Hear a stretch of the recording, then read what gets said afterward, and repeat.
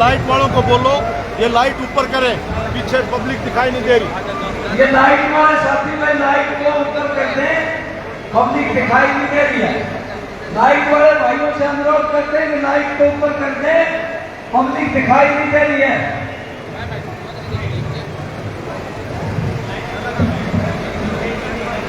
आज के हमारे व्याकरण मंडल के प्रदेश अध्यक्ष भाई बजरंग गर्ग जी वो यहाँ पर पधारे, हम हार्दिक स्वागत करते हैं भाई बजरंग गर्ग जी का।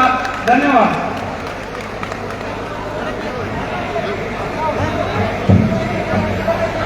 आज की इस सभा के अध्यक्ष संचालन करने वाले कॉमरेड इंद्रजीत जी, हमारे और आपके इस दिवाली के होने वाले विधायक कॉमरेड ओम प्रकाश जी और तमाम बहनों और भाइयों, आज मुझे बहुत गर्व का एहसास हो रहा है, बहुत खुशी भी हो रही है कि मैं आपके बीच में आई हूँ एक ऐसे मौके पर जब बहुत बड़ा त्योहार मनाने की आप तमाम लोग तैयारी कर रहे हैं। वो त्योहार क्या? वो त्योहार है भाजपा की सरकार की विदाई। बताइए कि इस त्योहार की तैयारी आप कर रहे हैं कि नहीं कर रहे हैं? आप उठा के बताइए। अब की 8 तारीख को भाजपा की विदाई होगी हरियाणा से कि नहीं होगी? हाथ उठा के बताइए। देखिए, ये विदाई सिर्फ हरियाणा के लिए जरूरी नहीं है, ये विदाई पूरे भारत की जनता और भाजपा की नीतियों के खिलाफ लड़ने वाले लोगों की जीत होगी।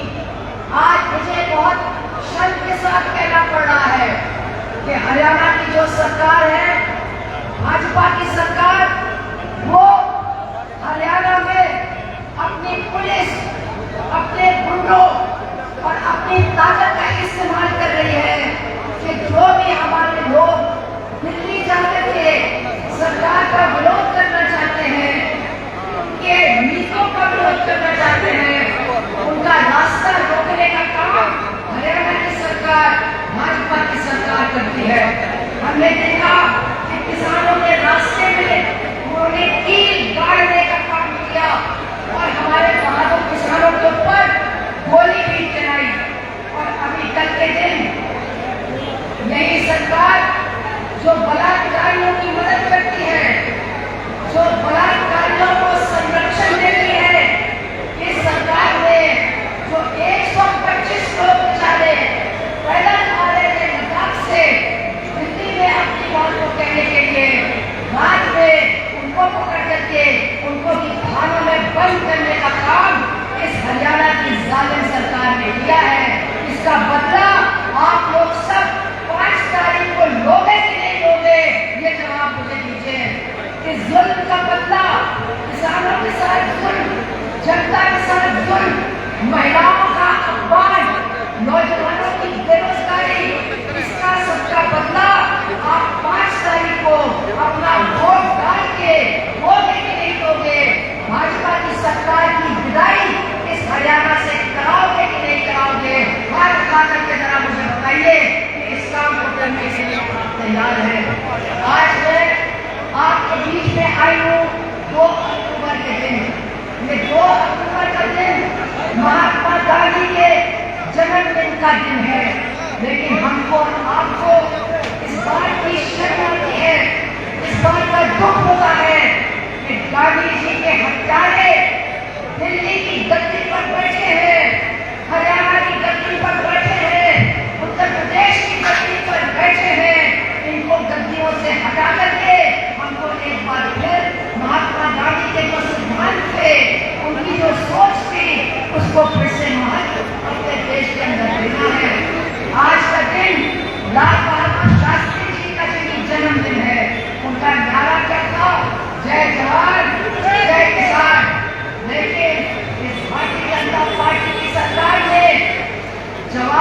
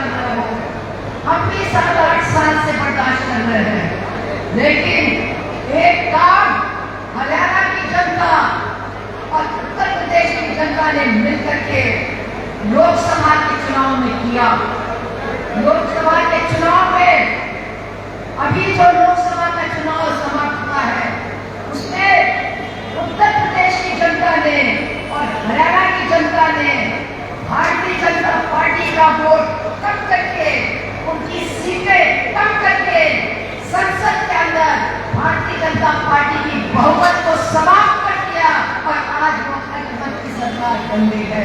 ये काम हम लोगों ने और आप लोगों ने मिलकर के किया है। आने वाले दिनों में इस अटपट की सरकार से भी हमको छुटकारा पाना है, हमको आपको तय करना है। आज मैं आपके सामने बातें रखना चाहती हूँ।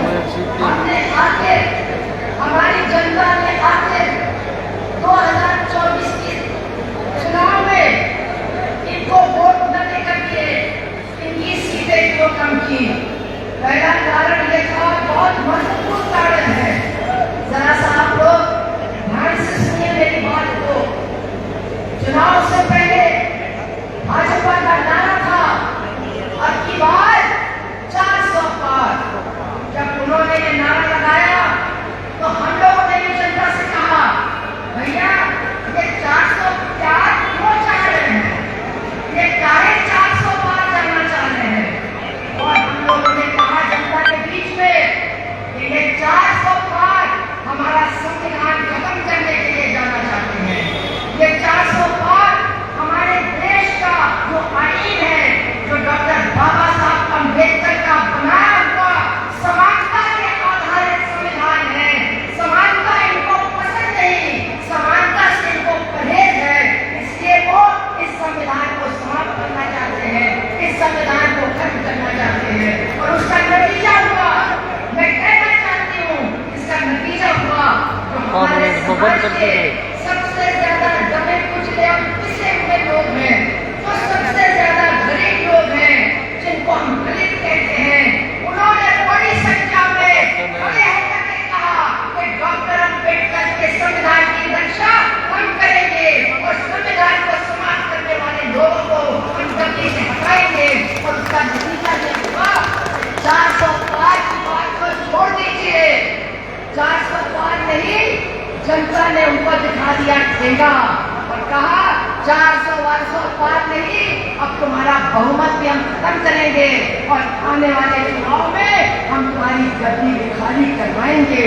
इस रास्ते पर भारत की जनता चल पड़ी है और उसके पीछे कारण क्या है? पहला कारण ये जो मैंने अभी आपके सामने रखा कि ये हमारे संविधान को समाप्त करना चाहते हैं। ये हमारे संविधान को समाप्त करके हमारे देश में समानता को खत्म करना चाहते हैं।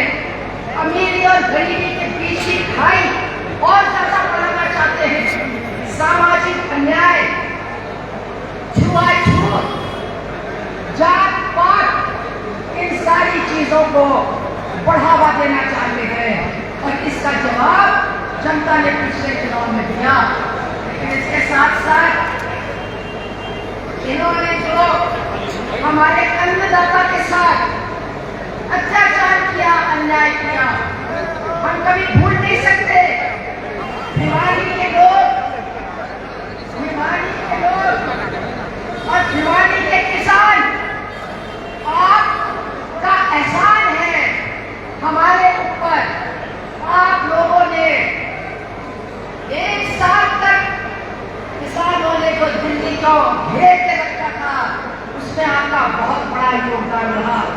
और जो राजस्थान का रास्ता है उसको बंद करने में भिवानी के किसानों का सबसे बड़ा योगदान है, इसको कभी भुलाया नहीं जा सकता।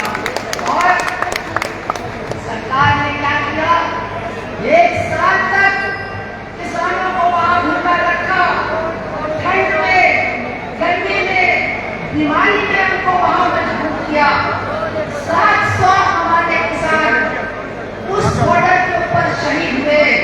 लेकिन ये जो हमारे प्रधानमंत्री हैं, मैं तो कहूंगी ये जो हमारे प्रधानमंत्री हैं, जिनके दिल में भारत की जनता के लिए कोई दर्द नहीं है, 700 किसान शहीद हो गए, लेकिन प्रधानमंत्री ने एक शब्द की श्रद्धांजलि दी हमारे किसान भाइयों को नहीं दी। और उसका नतीजा 5 तारीख के चुनाव में उनको हरियाणा के अंदर देखने को मिलेगा। आप लोगों ने भाजपा के नेताओं को गांव में आने से रोका। आप लोगों ने उनसे कहा चले जाओ,